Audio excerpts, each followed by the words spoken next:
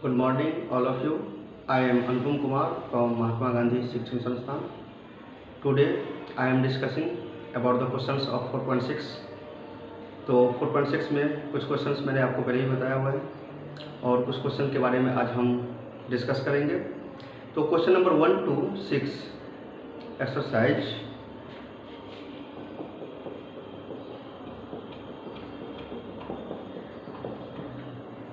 Exercise 4.6 में question number 1 to 6 में कह रहा है कंसिस्टेंसी चेक करने के लिए।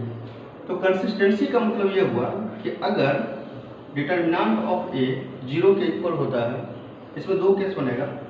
अगर डिटर्मिनेंट ऑफ ए 0 के इक्वल होता है तो इसे हम कहते हैं सिंगुलर मैट्रिक्स।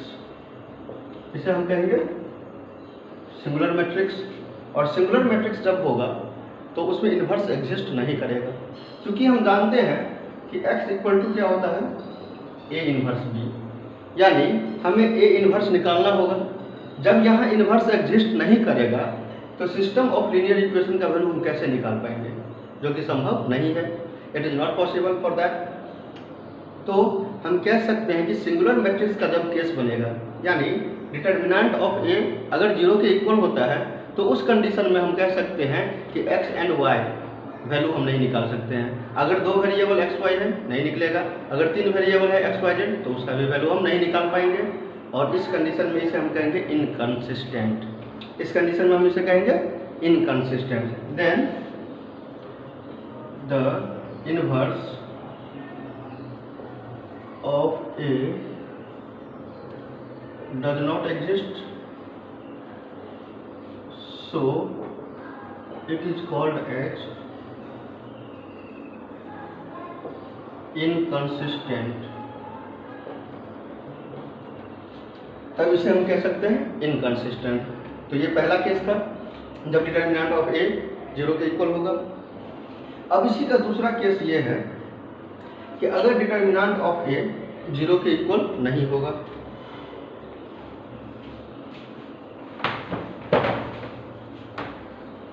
अगर डिटर्मिनेंट ऑफ ए 0 के इक्वल नहीं है तो इसे हम क्या कहेंगे नॉन सिंगुलर मैट्रिक्स। इसे हम कहेंगे non singular matrix.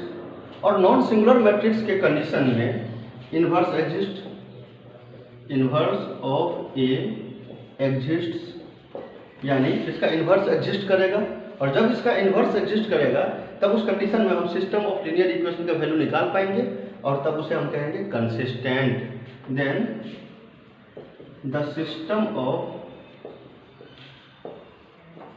linear equation is called as consistent। तब उस कंडीशन में हम कहेंगे इसे कंसिस्टेंट। तो इस तरह से हम देख सकते हैं कि 4.6 में क्वेश्चन नंबर 1 to 6 कंसिस्टेंसी और इनकंसिस्टेंसी पे डाला हुआ क्वेश्चन है।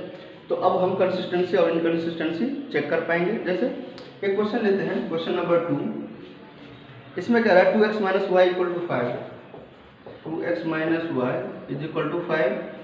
उसके बाद है x plus y equal to 4, x plus y equal to 4। अगर हम a बनाते हैं, a का वैल्यू क्या होगा 2 माइनस 1 1 एंड 1।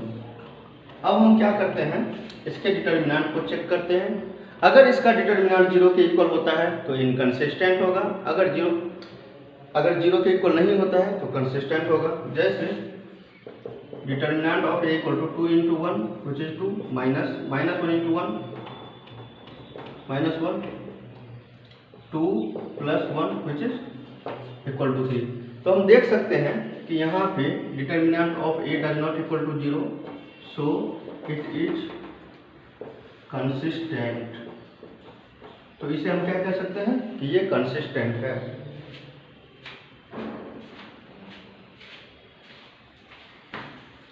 तो इस प्रकार से हम चेक कर पाएंगे कि कौन सा कंसिस्टेंट होगा और कौन सा कंसिस्टेंट नहीं होगा।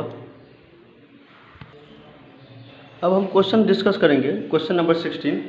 इस क्वेश्चन में कह रहा है the cost of 4 kg onion, 3 kg wheat and 2 kg rice is ₹60. The cost of 2 kg onion, 4 kg wheat and 6 kg rice is 90. The cost of 6 kg onion, 4 kg wheat and 3 kg rice is 70.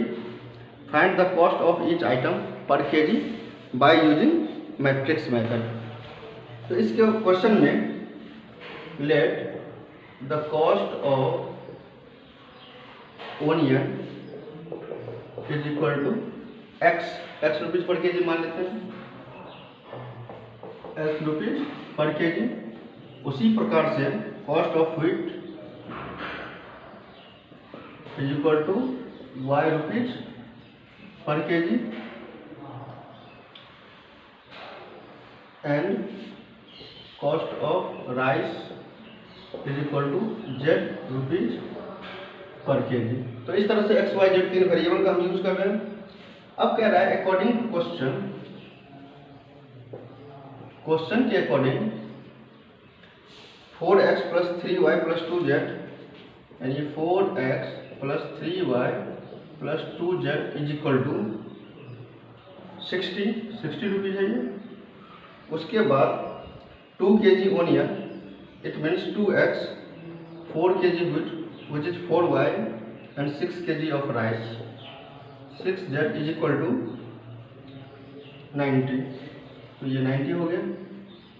The cost of 6 kg onion, यानी ये हो जाएगा 6x plus 2 kg wheat, 2y plus 3z is equal to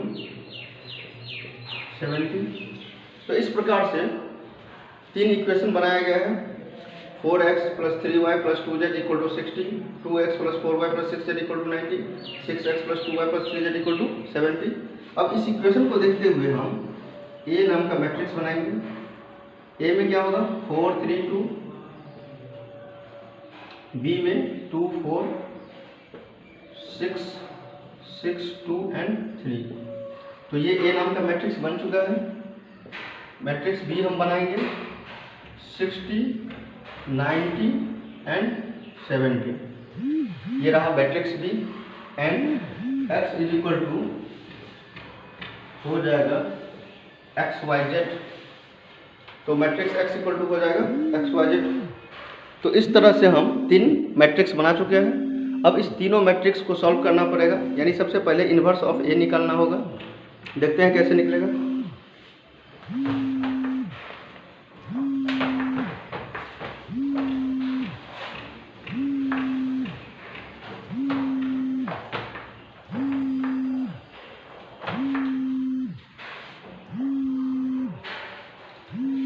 सबसे पहले हम determinant of A निकालना चाहेंगे। ये हो जाएगा 4 इंटू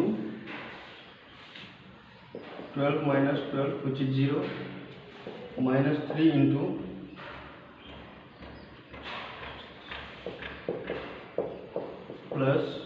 2 इंटू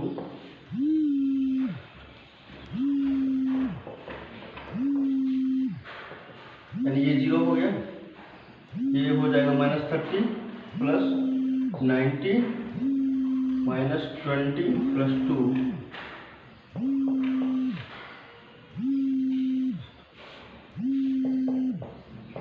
50। तो इस तरह से हम देख सकते हैं कि डिटर्मिनेंट ऑफ A का वैल्यू क्या आया है 50 आया है, जो कि 0 नहीं है। अगर ये 0 नहीं है तो इसका इन्वर्स पॉसिबल होगा, और इसका इन्वर्स पॉसिबल होगा तब हम x y z का वैल्यू आसानी से निकाल सकते हैं। अब सबसे बड़ा काम है हमारे लिए एडजॉइंट निकालना। एडजॉइंट से पहले हमको निकालना होगा कोफैक्टर। A11 0 हो जाएगा, A12 यानी कोफैक्टर ऑफ 1 2 यानी 3 के लिए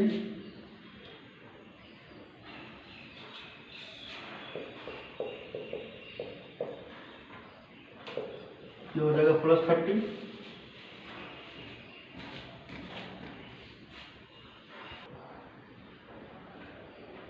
जैसा कि आप बोर्ड पे देख सकते हैं हमने कोफैक्टर निकाला हुआ है। तो कोफैक्टर हर एक पॉइंट का, हर एक एलिमेंट का कोफैक्टर आ गया है। 0 20 माइनस 20 माइनस 5 0 10 10 माइनस 20 एंड 10। तो अब इस कोफैक्टर का क्या करना होगा, इसका ट्रांसपोज निकालना होगा, तब जाकर के मुझे एडजॉइंट मिलेगा। यानी अब हम इसका एडजॉइंट निकालेंगे।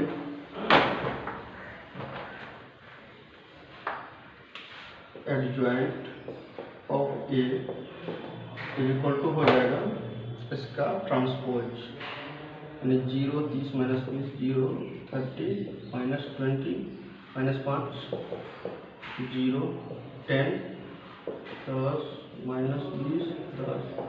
तो इस तरह से एडजॉइंट आ चुका है। अब हमें क्या चाहिए, ए इनवर्स। ए इनवर्स का मतलब क्या हुआ कि एडजॉइंट को डिटर्मिनेंट ऑफ ए से डिवाइड करना। डिटर्मिनेंट ऑफ ए का वैल्यू कितना निकलती है, तो इसको हम क्या करेंगे 50 से डिवाइड करेंगे, यानी ए इनवर्स बराबर हम लिख सकते हैं adjoint of A divided by determinant of A, जो कि 50 था। अब एडजॉइंट ऑफ ए हमारे सामने में है, इसको 50 से डिवाइड करेंगे तो 0/50 क्या हो जाएगा 0 माइनस 1/5, उसके बाद 1/5 ये हो जाएगा 3/5, ये हो जाएगा 0, ये हो जाएगा माइनस 2/5, यहाँ पर भी 2/5 होगा 1/5 और ये 1/5। तो इस तरह से हम देख सकते हैं कि मेरे पास इन्वर्स आ चुका है।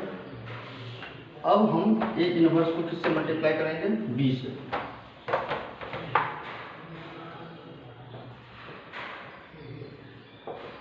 ए इन्वर्स को बी से मल्टीप्लाई करेंगे, यानी 0 माइनस 1/10 1/5 3/5 0 माइनस 2/5 माइनस 2/5 1/5 एंड 1/5। इसको मल्टीप्लाई करना होगा बी से। तो बी मेरे पास क्या था दिया हुआ 60 90 एंड 70, 60 90 एंड 70। इसको मल्टीप्लाई करेंगे 0 × 60 0 माइनस 1 माइनस 1/10 × 90 प्लस 1/5 × 70, 3/5 को 60 से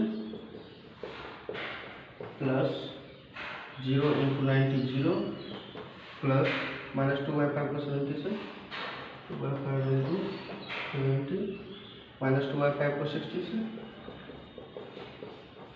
प्लस 1/5 × 90 प्लस 1/5 × 70।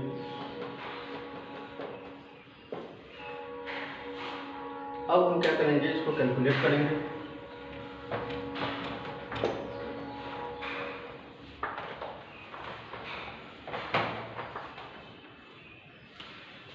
ये हो जाएगा -9 और ये हो जाएगा 14।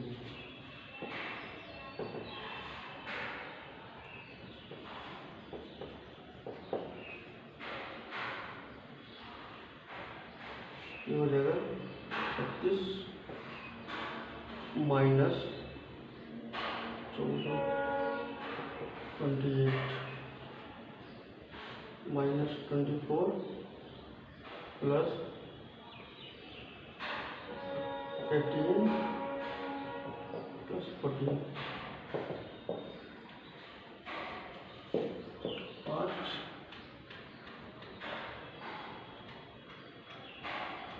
8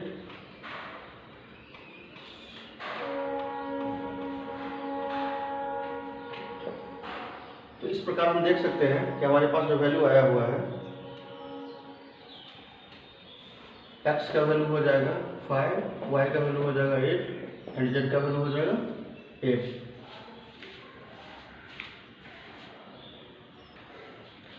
cost of onion is equal to 5 rupees per kg, cost of wheat is equal to 8 rupees per kg and cost of rice is equal to 8 rupees per kg. तो ये रहा आंसर। तो इस तरह से आप पूरे एक्सरसाइज को बना सकते हैं। एक्सरसाइज 4.6 कंप्लीट हो जाएगा और नेक्स्ट लेक्चर में इन्वर्स ट्रिगोनोमेट्रिक फंक्शन एक नया चैप्टर है जो मैं स्टार्ट करूँगा। तब तक के लिए थैंक यू।